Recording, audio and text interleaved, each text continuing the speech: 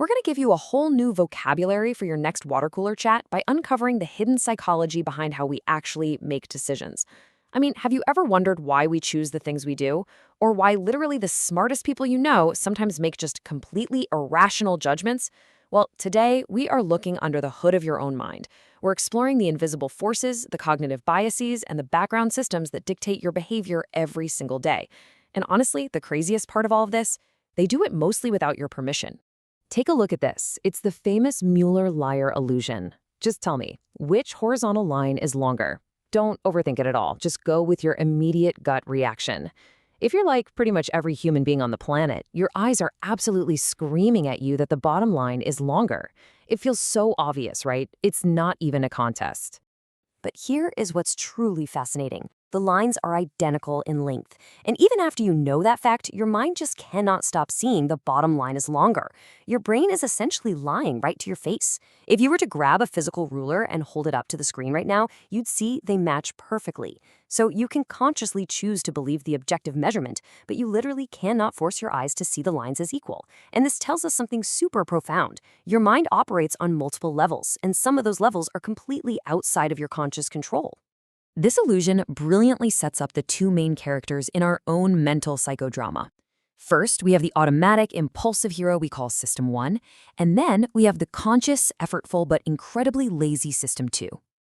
Think of System 1 as your autopilot. It runs super fast with little to no effort at all, just constantly generating impressions, intuitions, and feelings. It's the part of you that instantly saw that bottom line is longer. System 2, on the other hand, well, that's the conscious being you call I. It handles complex computations, heavy logic, all the hard stuff. But the defining feature of System 2? Absolute laziness. It generally just accepts whatever intuitive story System 1 feeds it simply because it doesn't want to spend the mental energy to double-check the work. Let's actually feel this biological conflict happen in real time. Try this quick exercise on the screen. Go down these columns. For the first one, just read the word out loud.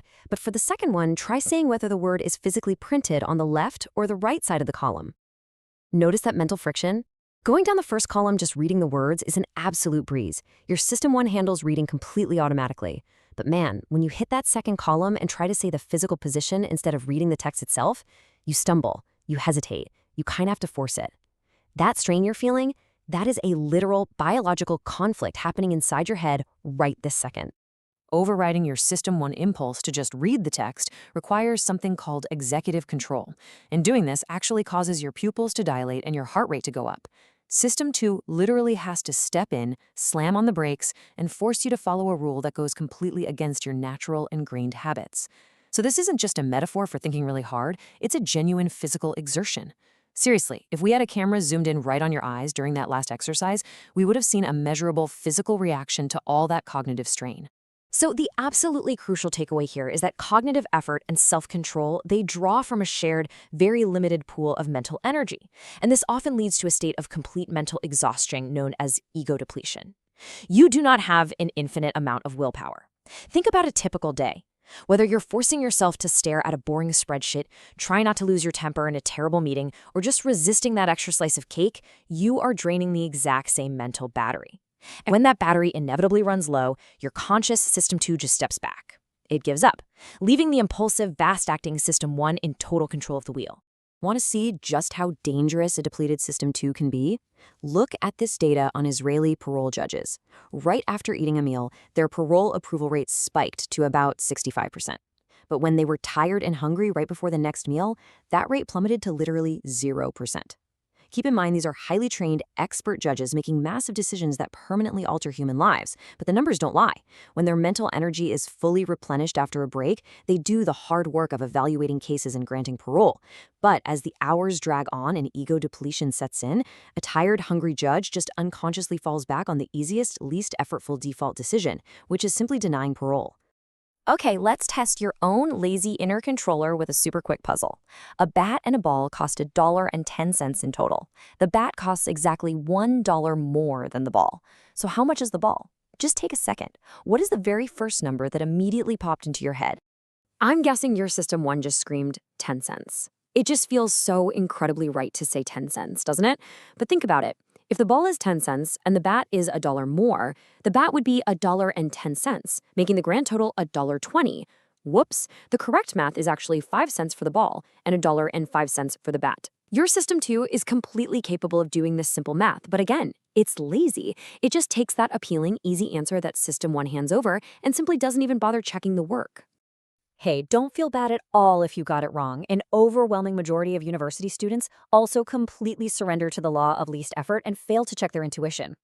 This isn't about your raw intelligence, it is purely about cognitive engagement. Over half of the students at incredibly selective schools like Harvard, MIT, and Princeton gave the exact same incorrect 10-cent answer. Over 80% failed at less selective schools. This just goes to show that even the absolute most brilliant minds naturally gravitate toward the path of least resistance. Now, let's look at the true, frankly, kind of terrifying power of System 1. There's something called the Florida effect, or the ideomotor effect. In this classic experiment, students were asked to build sentences using words related to the elderly. Words like forgetful, bald, and wrinkle.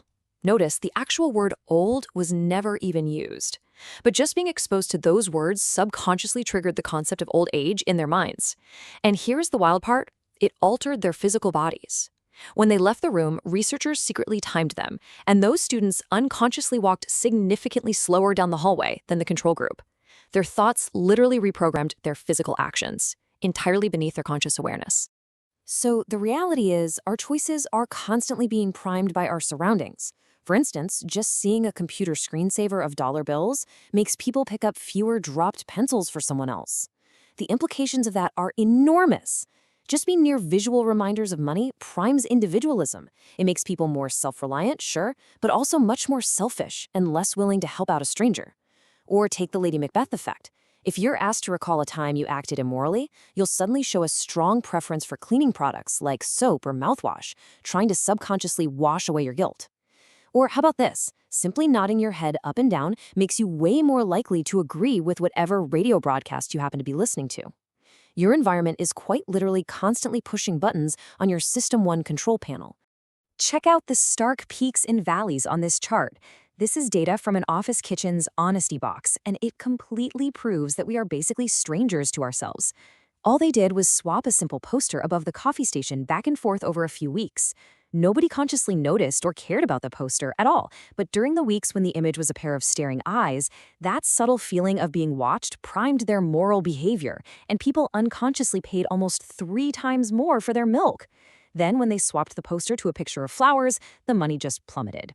We love to think of ourselves as these highly autonomous, rational actors, but the data clearly shows we are incredibly susceptible to invisible cues. Here's how it works. Your System 1 is constantly monitoring this internal dial of cognitive ease.